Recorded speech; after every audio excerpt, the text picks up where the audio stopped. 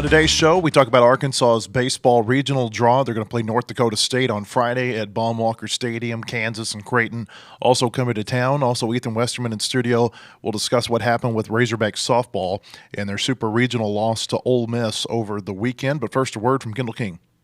At Kendall King, we're proud of over 4 decades of design. We're continuing the legacy of great creative design by combining our brands of Kendall King, Soapbox, and Shopcart.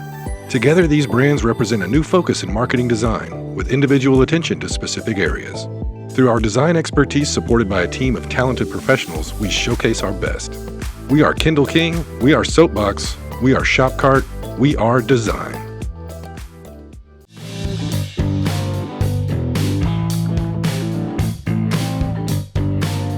Baseball team going to play North Dakota State on Friday at Baum-Walker Stadium. That's how the NCAA postseason will begin for the Razorbacks. North Dakota State 20-32 overall.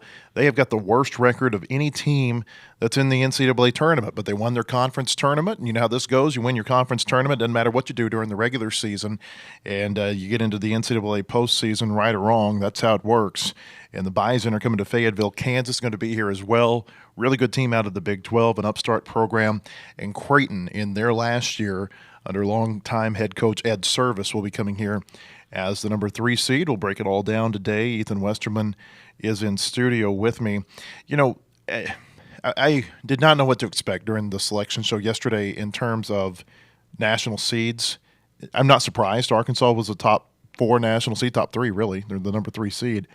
I don't know that you could have said boo about any of the top 6. Like LSU is the number 6 national seed. And if you ask me, they could be the number 1 overall national seed. Their RPI is not as good as some of the other teams. I don't know that their strength of schedule is quite as good. But this is just the weirdest year going into this tournament because I don't know what to expect. There's not a dominant team in college baseball this year. I think that you know, some people might say that's a reflection of the teams aren't as strong. I don't think that's it. I think there's just more parity in the sport this year. But what I think it's setting us up for, Ethan, is a regional weekend that could get really wacky because I think you look at any number of these regional hosts and, you know, I mean, show me the consistency from any of them this year. And so it's a weird weekend, I feel like, that's coming up in college baseball. Yeah, and I don't know if it's a byproduct of just like this is how long it's taken for kind of all this transfer craziness to really make it to where it's somewhat more of just a open field each year. Because I know for a fact, like I just got done covering softball. I know we'll talk about that later, but also that tournament felt the same way as far as like it was like, well, who cares who the top like?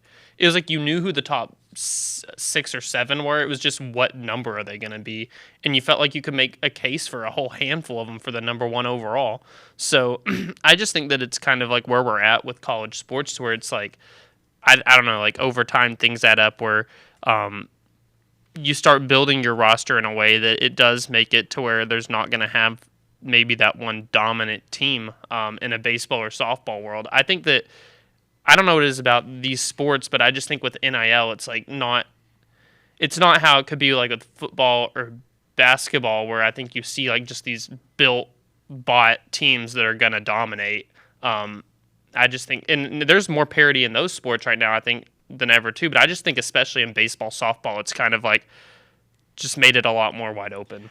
What's happening is that the mid-majors have no chance unless they win their tournament of getting into the NCAA, with some exceptions, like a Fairfield, for instance, or not a Fairfield, that was a couple of years ago, Northeastern this year. They're 48-9. Now, they won their conference tournament.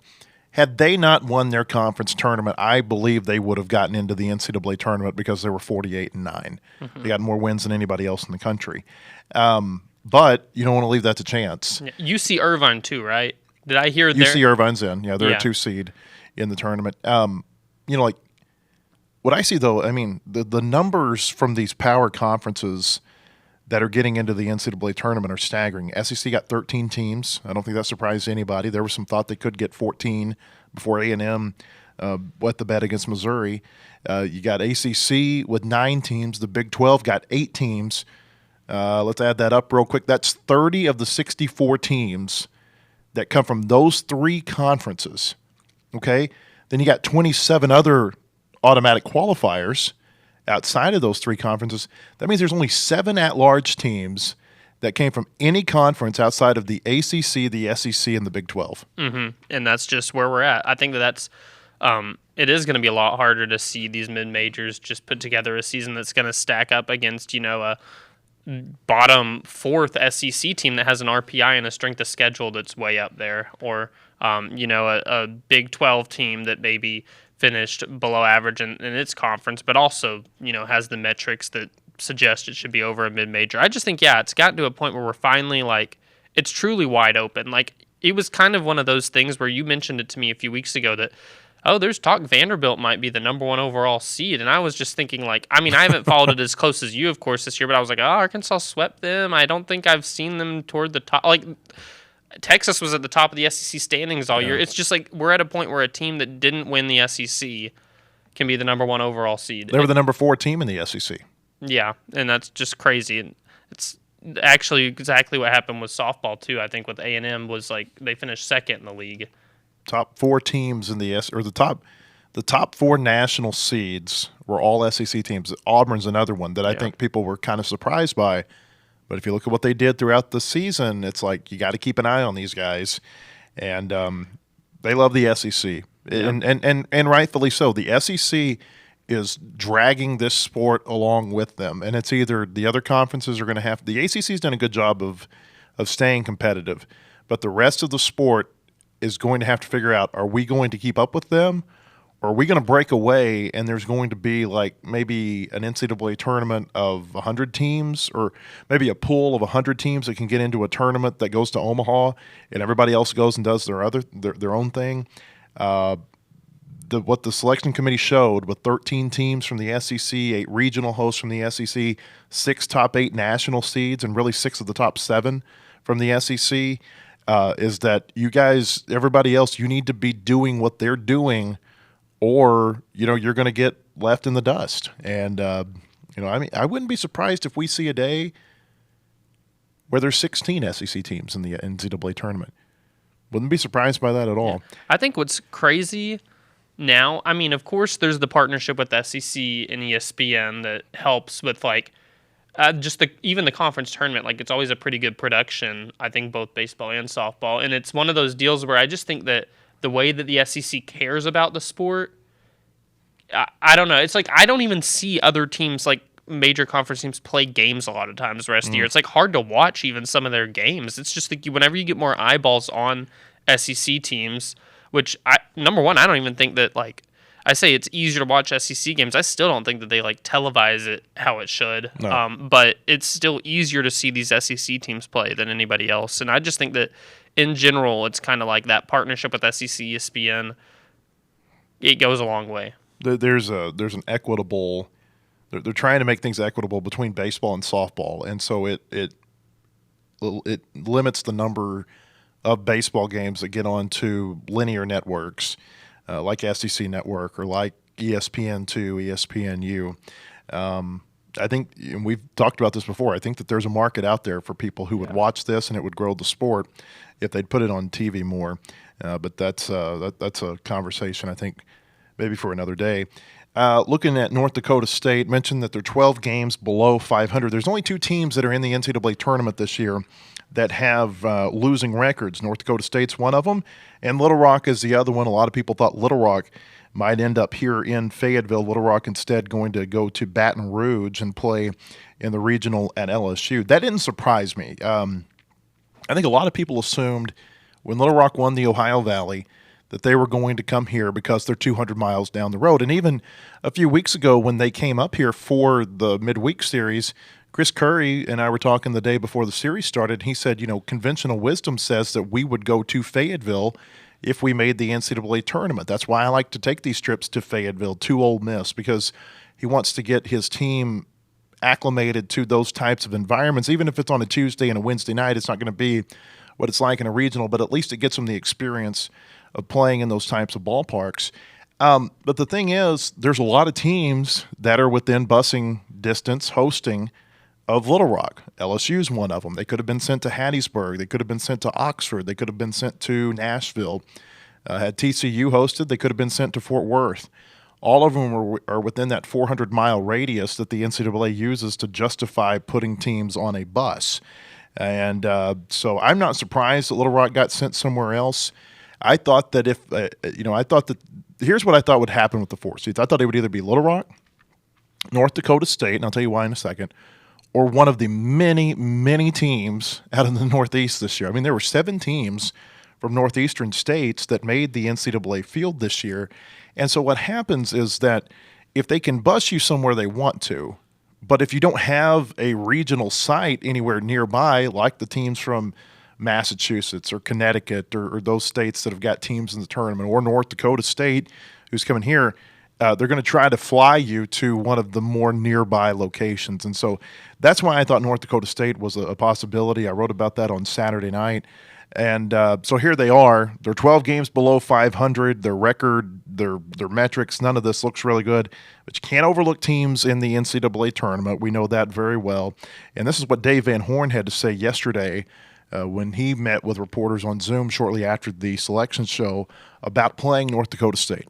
Yeah, they've been sneaky good over the last few years, to be honest with you. They've taken some trips early out west and beat some good people, and you're kind of going, wow, because they're playing inside. They're practicing inside and doing a lot most of the year. They have an older team. I was informed that they have, and I noticed they had them. I didn't know they had that many. They have like 10 seniors on their team. A lot of times that's what it takes when you're a mid-major to be really successful at all levels, is to have those older kids. They won the tournament up there, beat Oral Roberts, and obviously Oral Roberts has had a pretty good run over the years of going to regionals. So I'm sure they're going to be a solid team. ORU in the Summit League, I don't know what the exact number is, but they've won something like 20 of the last 25 conference tournaments. I mean, they are the team to beat. It's not a big conference. They routinely struggle to keep enough teams in that conference, like they keep the minimum number of teams that you have to stay eligible to be a conference. I think it's 6 teams that you've got to have. And because there's so much turnover, this year St. Thomas and ORU were their 2 best teams. Well, St. Thomas isn't eligible for the NCAA postseason for 4 years because they've moved up from Division II, so they don't even get to go to the conference tournament. And this is a 6-team conference where they only had 4 teams go to Omaha. They played at the University of Nebraska, Omaha, their conference tournament. Only 4 teams went to Omaha for that tournament. So look, North Dakota State, I'm sure they're a good team. They're going to come in here. They're going to give Arkansas their best. But they come from what I think is an exceptionally weak conference. And then obviously, their record is not one that you respect them, but I don't know that, there's not a whole lot of, I don't know. You know what I'm trying to say. I'm trying to be nice. Yeah, I mean, I do think it's interesting whenever you look at, because you had the breakdown on our website about the games against Quad 1 teams, and they were 2-13. 2-13. They played a lot more Quad 1 teams. They played 5 games against SEC teams. And if you look at the other teams in the pod, in the regional, they played more Quad 1 games than them, which is, I think, for a team like that, it's kind of surprising, I think, but it's also at the same time, it's like, I think that a lot of those schools, they rely on those type of games. And not only that, but think about where they're located. They probably don't get to play at home until early to mid-April. They got to go south to find games early in the season. Yeah. Well, I just want to thank them off the bat. That it frustrates me to no end that Lipscomb is the Bisons. Thank goodness North Dakota State is just the Bison. Like, you don't have to add the S to make it plural, but that's another. That's my frustration with Lipscomb. So the expectation is that North Dakota State's going to throw Nolan Johnson on Friday. Redshirt junior left-hander. He was a Summit League Pitcher of the Year, 4.14 ERA, a 1.19 WHIP, 77 strikeouts, 21 walks, and 82 in 2/3 innings. He was really good down the stretch. You look at his numbers. I mean, he got him into the 7th inning a lot in his starts late in the year. And then I noticed at the conference tournament, he had a 119-pitch start against Omaha at the conference tournament. Turned around 3 days later, made a 57-pitch start against ORU to help win the tournament championship. Wow.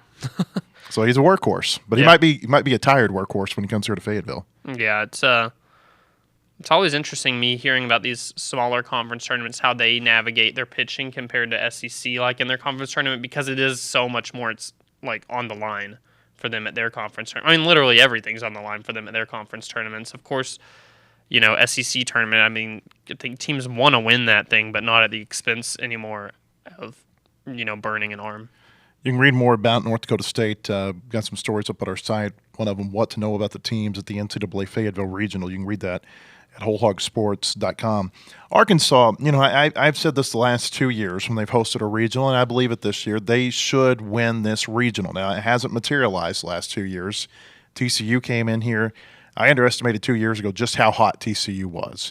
They rode that hot streak all the way to Omaha. They got beat by ORU on I think it was a walk-off home run or late inning home run, and it kind of derailed them a little bit. They still were a national semifinalist, but I kind of wonder with that TCU team, what would they have done had they not fallen into the losers bracket at the College World Series? I think that they were playing well enough that maybe they're the team that gets to the national championship series, and but that was a good team last year. Kansas State, boy, that was I think that was the tougher one to swallow for the Razorbacks than the TCU one. Not only because K-State was not as good as that TCU team, but the fact that Arkansas then turned around and lost to SEMO the next day and didn't even make it to the regional championship round. So I think there is a hunger from this Arkansas team.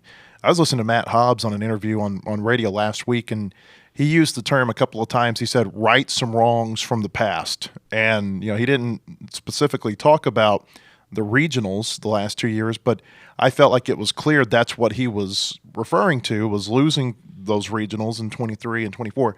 So I think there's a hunger from this Arkansas team not to let that happen again this year. And I tell you, they're 32-4 at Baum-Walker Stadium. They had a great record at home last year, but there's a difference, I think, about this team this year at home. I think the pitchers pitch better on their home mound, and certainly the offense has been a lot more explosive when they're playing in that stadium. I think they're going to win the series and move on and play the winner from the Knoxville Regional. But there's been a fly in the ointment the last couple of years, and I'm interested to see who that might be this time. Yeah, and it's always, whenever you have recent history of your season ending on your home field, it makes it a lot tougher. I just think the players feel a sense of embarrassment when they lose on their home field on a regional that they were expected to win or whatever. And I think that just, it is, how are you going to respond from that for the guys that were on the team last year of, how do they make sure this year that doesn't happen again? It's funny, though, because I do feel like looking at this regional field this year, I saw a lot of comments yesterday of people saying, like, Arkansas got the toughest regional or whatever, and I don't didn't. Think so. Yeah, I was like, I just am not seeing it. Maybe, I don't know what other people are seeing, but they're looking at the win totals. Yeah. I mean, there's only two regionals this year where 3 teams have 40-plus wins. Yeah. Oxford is the other one. But I look at Creighton. They've got 41 wins. Okay, but look at their strength of schedule. It's 158th in the country. Who they played. All of their notable wins this year have been midweek games against Nebraska, North Dakota State, actually. You would put them as one of their notable wins, and then they beat K-State in a midweek game. They just haven't played a whole lot of tough teams. KU, they've got a tougher strength of schedule. It's 70th, and I think that's brought up by the fact that they play in the Big 12. But, their non-conference schedule, they didn't really challenge themselves a whole lot in the non-conference. So, I guess where I'm going with this is KU's 43 wins I don't think is anywhere equal to Arkansas's 43 or Creighton with 41. Yeah, I just was confused when I was seeing those comments because I just looked at other regionals that I was like, I feel like, it's a lot scarier for your 2 seed coming in to be, I'd be worried if I was Tennessee. Everybody thinks Tennessee is going to win that regional. Wake Forest is really good. Wake is they went to Tallahassee and just wiped the floor with Florida State twice. I think the scores were like 12-0 and 17-2 or something. I mean, now they haven't shown that level of play every weekend that they've played, but I think if you can go to Tallahassee and beat what I think is a more disciplined Florida State team, I think they can go into Knoxville and beat a Tennessee team that has not played well at home this year. Yeah, in postseason, always weird things happen too, to where it's just, I feel like it's never chalk at all. my other thought when I saw the regional, I was like, well, this is the Wagner and Josenberger.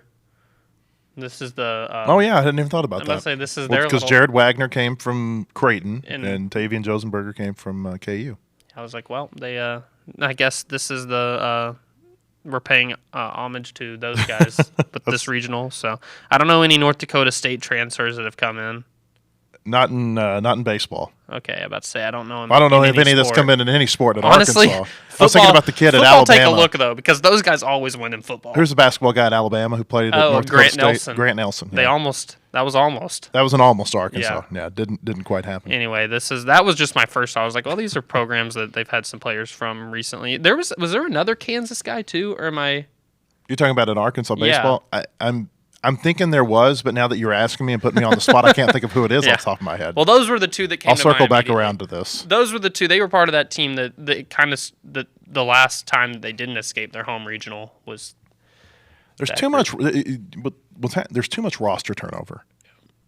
I can't keep track of the 150 people that are in football in any given year, or the 25 people that are on the basketball team, or the 50 to 60 that are on the baseball team. I mean, it's amazing. Football, I mean, there's like 15 spring practices, and I think by practice like 10, I've finally got it. And that's like, if I say got it, I mean I've got the ones that I need to know. But I think I was on like game 10 last year, and I'm still looking at my football roster. Who is that? it's tough.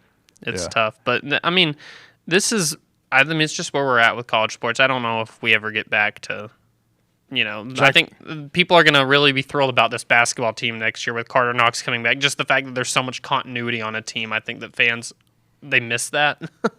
But, I mean, what are you going to do? You got to do what you got to do these days. Here's your answer. There were two players on the roster last year that had been at KU previously. Stone Hewlett, left-handed pitcher, and he didn't come directly from KU, but Jack Wagner, who was a backup on last year's team. He had been at Kansas previously. He went to Tarleton State before he came to Arkansas. I think KU's the other team. To me, KU looks like the team that could give Arkansas the most trouble this week. They're offensive.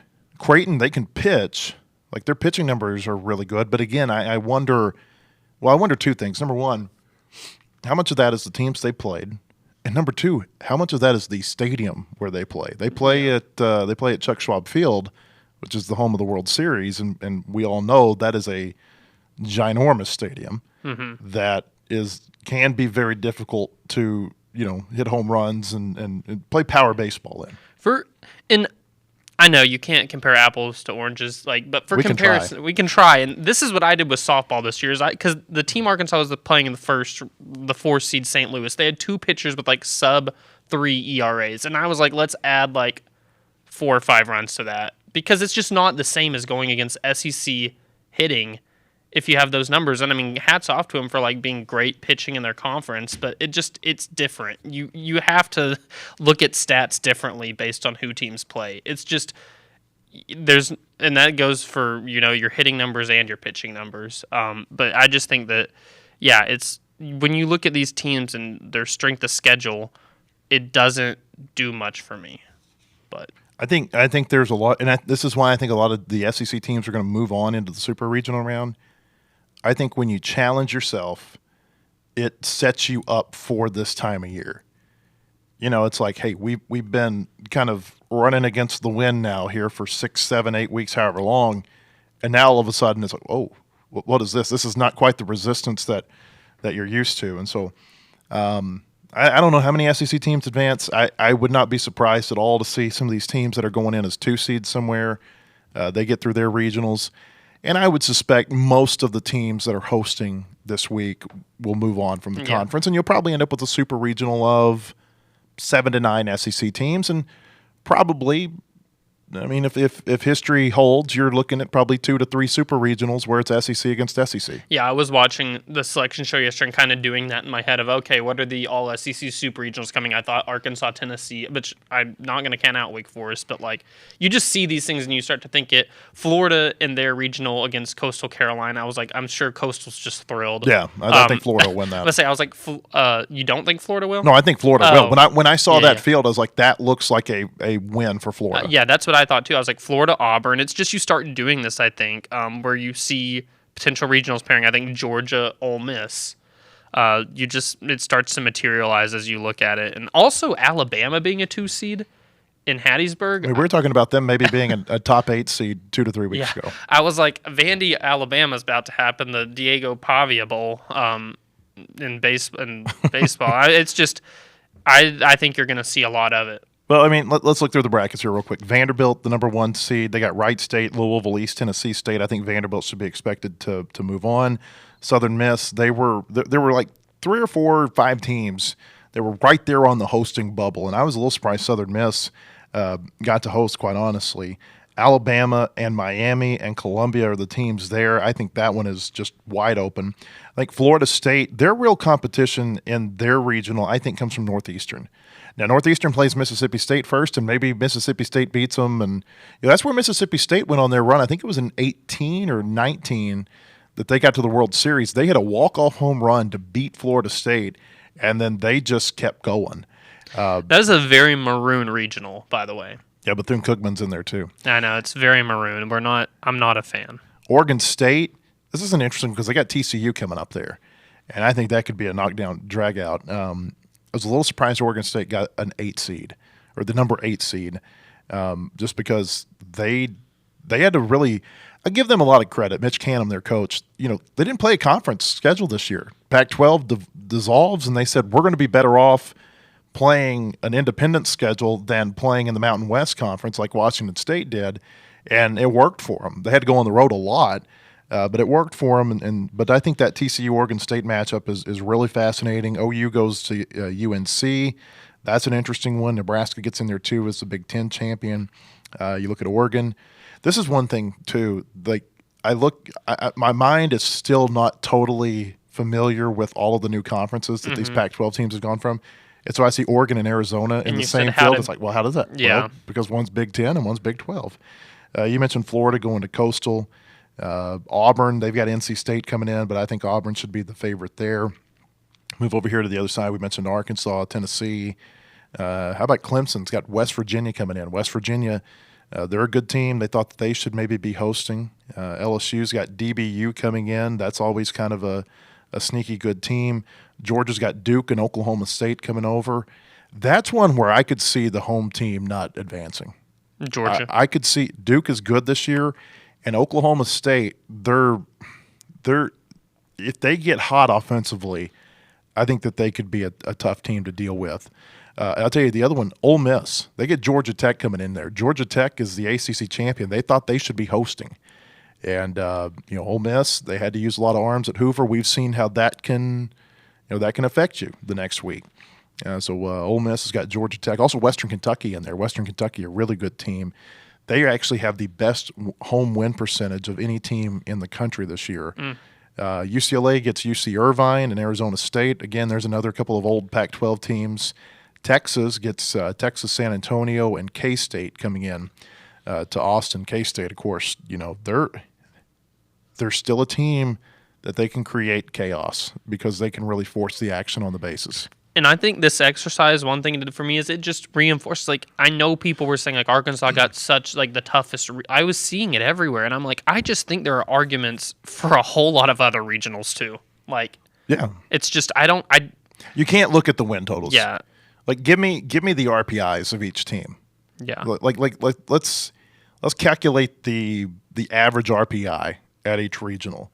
And I think if you do that, you might look at it like Arkansas is right there in the middle, maybe the bottom half in terms of the toughest regional for the host team. Yeah. And I just think that, the way I look at this bracket, I'm just seeing SEC taking over the World Series. You're just chanting that SEC. What if they had 13 of the 16 super regional teams? I don't think that's going to happen because I don't think Kentucky should have even gotten in the tournament. I wrote on softball before the SEC tournament, I said it was going to be a preview of the Women's College World Series, and lo and behold, I think it's 5 of the 8, and super regionals were 9 of the 16. It's just how it's going right now. It's it's just dominating the conferences. I think this has got a potential to be another year. Like last year in Omaha, it was 4 SEC teams and 4 ACC teams. These two conferences, like I said, are kind of pushing everybody along. Yeah, I wouldn't be surprised if you see a lot of SEC versus ACC or SEC versus SEC, ACC versus ACC. But basically, like of the 16 super regional teams, maybe 3/4 of them are from those two conferences. That wouldn't be a surprise at all. Yeah. I love this time of year because I like the chaos. And it's also interesting. I mean, buckle up. Knocking on wood because the weather looks fine for this weekend right now. But it's chaos on regional weekend, and then you add on to it the rain delays that happen across the country, and it just creates ultra chaos trying to keep up with even who's like playing at the moment. That's why Dave Van Horn says he likes to take the early game. Yeah. Is because it's, there's a lot of weird things that can happen. And the more you can control your schedule, the better off I think you are in a regional. So Arkansas is going to play the early game, 2 o'clock on Friday. It's going to be on ESPN Plus. Creighton and Kansas will play the second game on Friday night at 7. On Saturday and Sunday, the 2 game times on Saturday and Sunday are 2 p.m. and 8 p.m. both days. So the teams that lose Friday will play at 2 o'clock on Saturday, and the teams that win Friday will play at 8 o'clock Saturday night, so long as the weather holds up and the schedule can stay the same. When we come back, we're going to talk Razorback softball with Ethan, what happened at the Super Regional. Also, Arkansas basketball getting Karter Knox back. We'll discuss that as well. But first, another word from Kendall King. At Kendall King, we're proud of over 4 decades of design. We're continuing the legacy of great creative design by combining our brands of Kendall King, Soapbox, and Shopcart. Together, these brands represent a new focus in marketing design with individual attention to specific areas. Through our design expertise supported by a team of talented professionals, we showcase our best. We are Kendall King, we are Soapbox, we are Shopcart, we are design.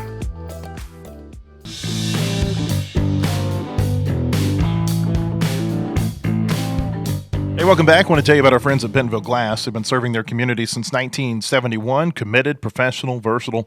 If you're looking for a quality leader in Northwest Arkansas or looking for skilled craftsmanship, look no further than Bentonville Glass for all your glass market needs with the highest quality products. You can come by and see them now at 507 South Main in Bentonville or online at bentonvilleglass.com. I'll tell you, too, you can get the latest breaking news on all Razorback sports at wholehogsports.com. Most in-depth source for all Arkansas sports analysis, latest in recruiting, unique stories on all your favorite teams. Subscribe today at wholehogsports.com. Karter Knox coming back to the Razorback basketball team. He announced last night that he is pulling his name out of the NBA draft process. Today's the 27th of May, so he had until tomorrow to do that. Adu Theros still, there's some thought that he might. I don't know that any of us expect him to do it quite so much as we expected Karter Knox. This is a big deal for the Razorback basketball team because I thought, I don't know, maybe last 10 to 15 games of the season, I thought Karter Knox really took a step forward and was playing some of his best basketball, and he was one of the players that I thought you wanted on the floor when the game was on the line for this team that certainly got better down the stretch. Yeah, I mean, the very last game that he played this season against Texas Tech scored 20 points and made all 4 threes that he took. He averaged a little over 13 points in the NCAA tournament. This was a guy who played his best basketball on the bigger stages. I think that's what's exciting about him is that it was in the most important home run stretch of the year. You know, whenever you think about Arkansas turning around its season and making that push toward the tournament, and then once they got in it, what they did, it all coincided with Karter Knox playing really well. And I think that that's what's exciting about him coming back is that, you know, it seems like he's that type of guy you can really build around. Like, I'd be shocked if he's not some sort of preseason SEC team just because of kind of the end of the year that he had, and then that he did gain that sort of like NBA draft talk. So they have a nice little core coming back. That's what I was going to say is like, who was it? Maybe Mike Kaywood, who's the basketball SID over there. Before Karter Knox had come back, they said it was the most players that they had returning on a roster since I think the 18-19 season. Mm-hmm.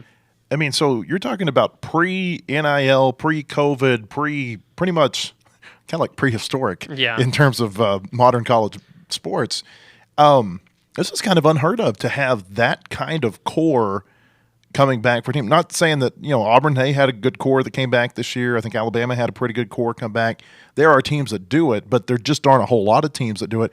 And it seems like the teams that do return the players those are the teams that you expect the most out of when the season rolls around. I think that's why you see mid-major teams get really good and become Cinderellas, because it's usually on the fourth year of having a whole group of guys together that they're special. And I think that it just makes you wonder in a second year with this much talent on a team, how much that can just really mesh together. I think that this has the potential to be a really good team. I'd still, if I was coach, I would try and get a sharpshooter, just like one guy who can come down and that's his role, just 3-and-D kind of guy. But I look at him and I'm like, man, you have Wagner, Knox, Richmond, Brazil. Those are 4 guys right there that in the postseason were huge for you.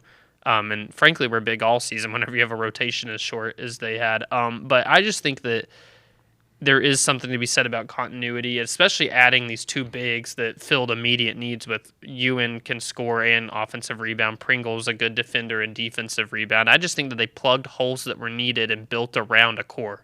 Excited to see where it goes. And then, of course, you have the 2 freshmen coming in that are, like, enjoy seeing them while you do. Mm-hmm. That's all I don't see any of those guys being not one and done. They're so freaking good. What do you think happens with Thero? Oh, he's not coming back. You don't think he's coming back? No. If he does, it would be crazy. I was told like last week, middle of the week, that Knox was like 65% coming back type of deal. And so I asked about Thero, and it was basically like, yeah, no. Okay. But maybe something changes. But well, because he had a comment within the last couple of weeks that basically said that he's leaning towards staying in, but he's not completely closing the door, right? Yeah. Am I misrepresenting that? Yeah, it was something about like the way it was said. It did not it wasn't like pushing toward this is going to happen. I think it was more like just I'd try and keep all my options open type of deal. But then he posts on TikTok or something like a photo of his invite to the draft or whatever, and says how many days away. I think he said 36 days. Okay. So if a player posts that gives me the vibe of like, hey, I got my eyes set on this day that's coming up. But I'm glad you are keeping up with these guys on TikTok, because that is totally outside of my purview. My TikTok yesterday, I got on there, and TikTok is all like it. What am I trying to say? It's where you don't know what's coming. Right. It's the. Do you post on TikTok or do you TikTok? Oh, I don't post. No. I'm not saying you. I'm just talking about you generally speaking. Like if it was, like, do you TikTok or do you tick or do you talk? I mean, I think you just post. Okay. You just post on TikTok. But yeah, no, the formula or whatever it does that determines what comes across my feed. I was scrolling. I got on there yesterday. It was all sad Arkansas softball videos. I was like, man, why do y'all? How does it know that I'm covered this? I don't know. It was weird, and these were getting a lot of views. I had no Can I tell you something that happened to me over the weekend? I was driving back. I'd been down at the SEC tournament. I was driving back, and I was in my wife's car, and there was a receipt that was down in the door, and I had to stop and get gas in Forest City in a monsoon, and so I opened the door, and the wind comes in, whoosh, and it knocks this receipt out. And so I run down the receipt, and I look at it, and it was something that we had gotten at Academy, I don't know, maybe a week and a half ago. Within 5 minutes, I get a text message from Academy. Tell us how you enjoyed your order at Academy. And it's this stuff that we had bought 2 weeks previous. It's so weird. I hadn't thought about it. And so I think our phones are getting as sophisticated as they've ever been. Goodness. All I know is I don't find that to be it was scary. Ironic. I'm telling you, yesterday I scrolled TikTok 3 minutes, and I'm not kidding, 4 or 5 videos were sad Arkansas softball videos that somebody out in the world had put together, and these things weren't getting just a few views. I'm like, holy crap, how did these things blow up this much? It just makes you.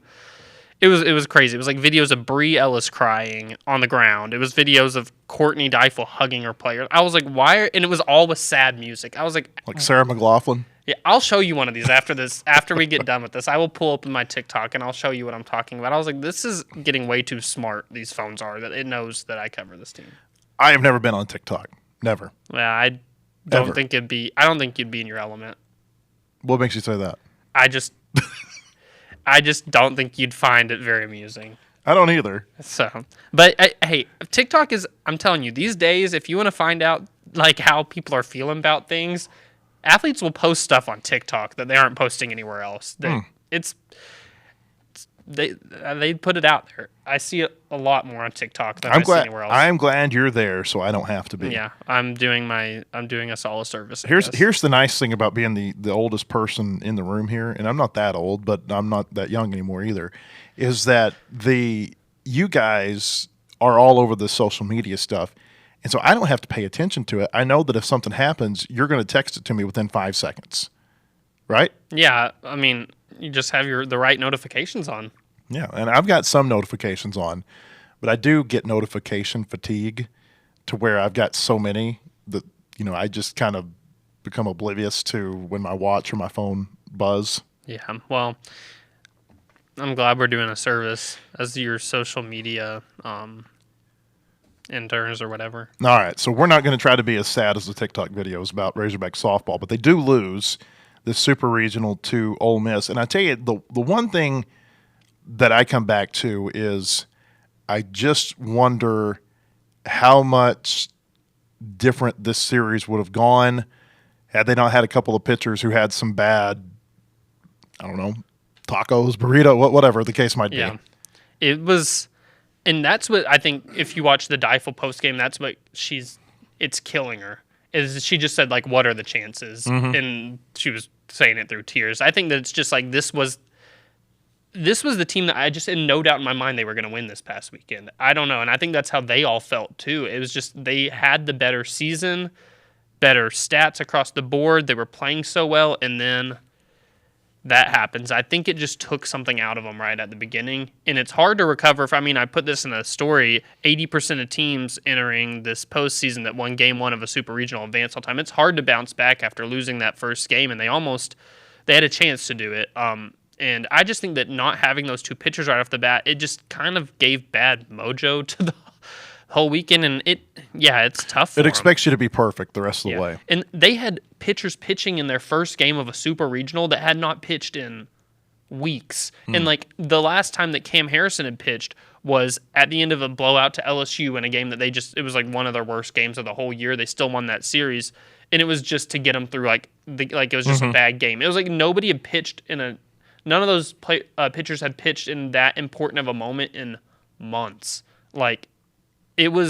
I felt awful for Courtney because it's like their biggest game of the year to date, and it's like just trying to figure out a way last second because she got alerted Friday morning. Apparently, the pitchers woke up like middle of the night, sick, throwing up, and so you have no time to really prepare. They moved the game time up to 11 a.m. too. It's not From 7. Yeah, it was supposed to be 7, so it was like not like you have the whole day to figure out either. It's literally making calls to your secondary pitchers in the morning of like, hey, we need you today. Well, and the weather ended up being okay that they could have played at 7 o'clock, right? I was out of town, but based on what other people told me, they probably could have played that 7 o'clock.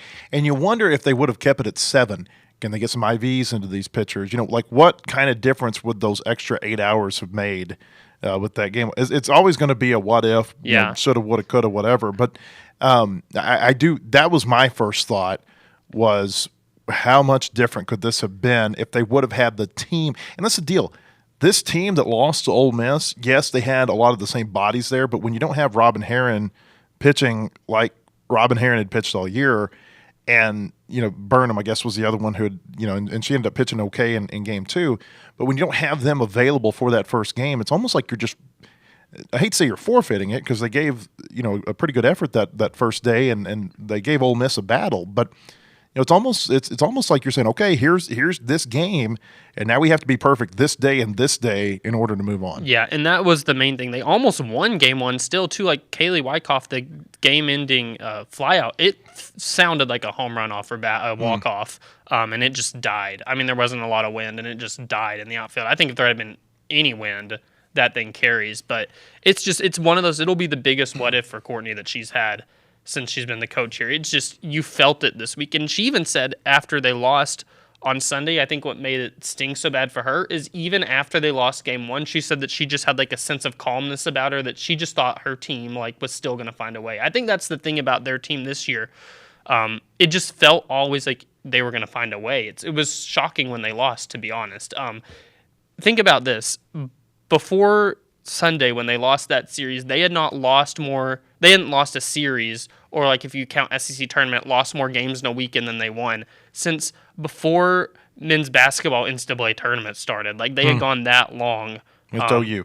Yeah, against OU. It was like that same week the SEC basketball tournament happened. They had won every series from then on, and that's what I think was it just was a feeling that they hadn't felt in over 2 months. And this was the team that, like, I just thought they were going to do it. I thought they were going to be honest, I thought they were going to win this and then make a run in Oklahoma City, because if you look at how the bracket shaped up, it's going to be a lot of what ifs from now on. You can't dwell on it too long if you're Arkansas, because you do have a lot of the players coming back next year, and of course you lose some really good players. I mean, you lost, at least by one publication, National Player of the Year. You lost Courtney Day, who was huge as a transfer this year. You're losing Reagan Kramer, who's just kind of a staple in the program, and then you're losing Carly Ratcliffe, who was good. She didn't play a lot, but good team person. But other than that, I mean, you're returning pretty much everybody, and a lot of them have already indicated with stuff that they've posted, like, so glad I'll be here another year. Like,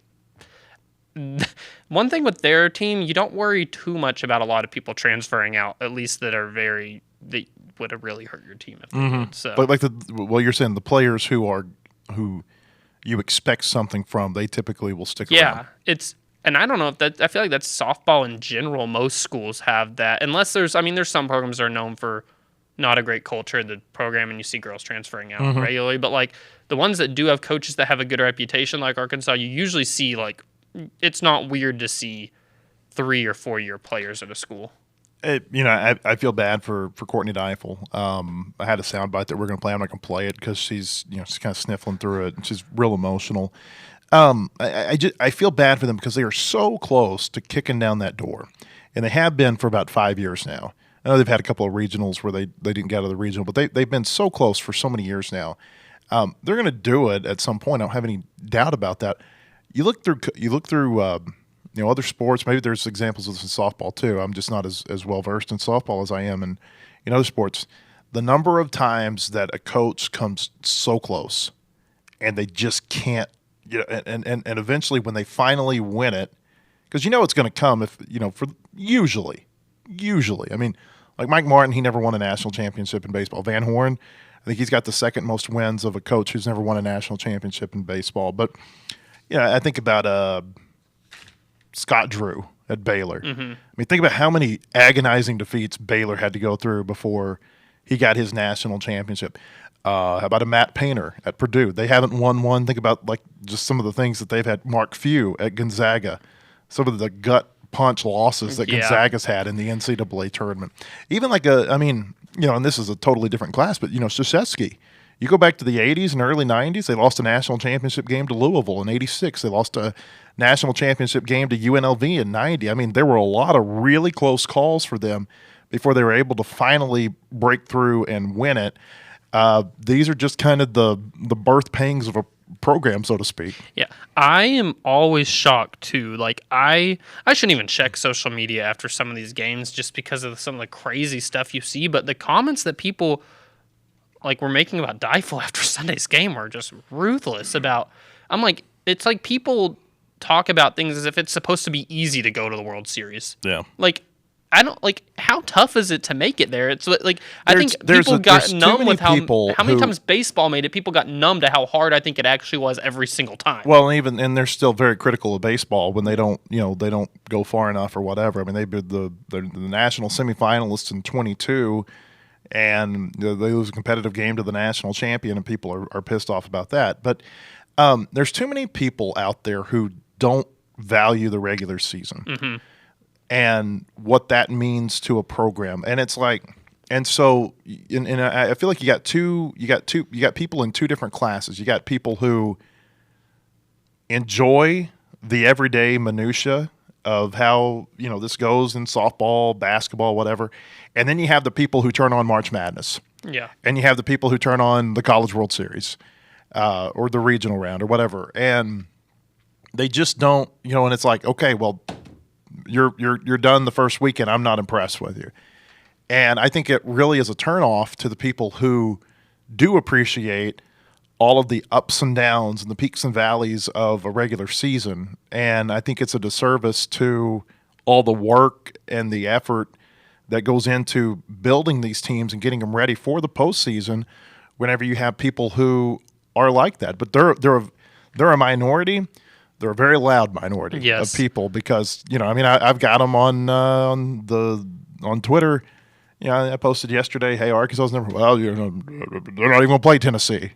Yeah. Well, maybe they don't, but you don't know that. Yeah. That's where I'm at. It's like, I think people that watched this team all year long, like that's why it was honestly shocking to them that they lost on Sundays, because you just had seen them with the ups and downs of the season find a way. Like it was like they always found a way, and then they just didn't. Probably like how, obviously they weren't the one national seed or anything like baseball was that 2022 when 2021. 2021. I mean, it was shocking when they lost because you just hadn't felt that. Mm-hmm. That's like where I gotten with this. Well, they also team. had Superman on the mound. Yeah, exactly. And it just was. I think that it does do a disservice to people that just chime in. It's like, I think for softball, especially a sport that wants more, like they asking for more people to watch it. It's great that they got more people eyeballs on it in the postseason, but it's like just don't make comments about a team that you didn't watch for so much of the year as if like it's matter of fact that, like, I don't know, just if you didn't watch the whole season, don't be making bold statements about all these things that you saw in one weekend, if that makes sense. If your viewpoint of a successful season is winning a national championship, you're going to be so disappointed. You are going to be disappointed over 99% of the time. Yeah. Like 99.8995. It doesn't happen. Yeah. And so I don't know. I feel like you have to appreciate the things that come along with it: the conference championships, the division championships, the top 8 seeds, the home field advantage, the World Series if you can get there, and and be ready for the fact that you're probably not going to win it all. Yeah. And I don't know. I think that's where I differ from a lot of people who watch sports.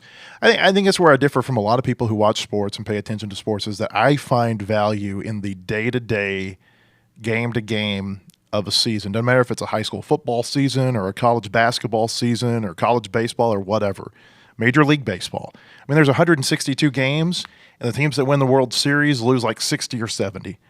And, you just have to kind of ride that wave, and enjoy the ups when you get them and be prepared that you're probably going to be let down if your ultimate expectation is to win the title at the end of every year.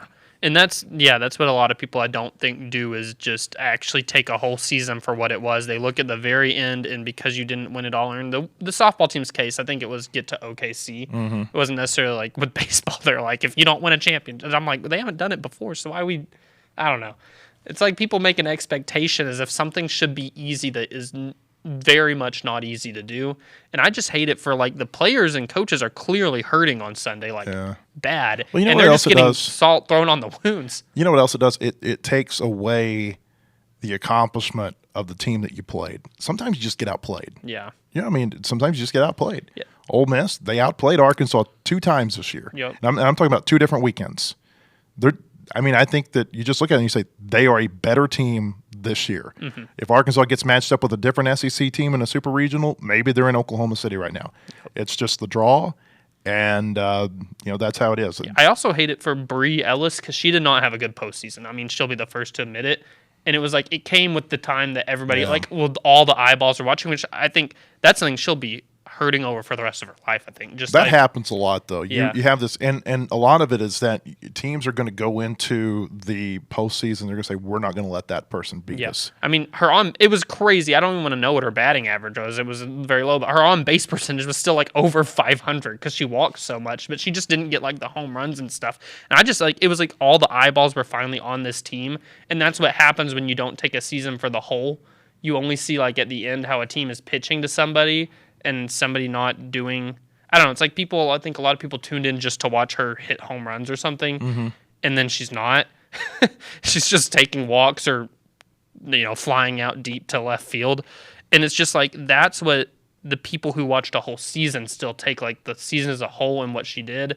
And then there were people just calling her like some of these comments I'll I saw on repeat social it. media were terrible. And it was just like, you did not watch this team. Here's my final takeaway today is that when it comes to softball or baseball, there are so many uncontrollable variables that make, I think, those two sports probably, and I'm not going to say more than any other sport, but certainly in those two sports, it makes it so hard to win whenever there's such a small window that you've got to win in. Mm-hmm. If you're talking, it's so much different to talk about a super regional and a best of 3 series as opposed to talking about a 30-game season.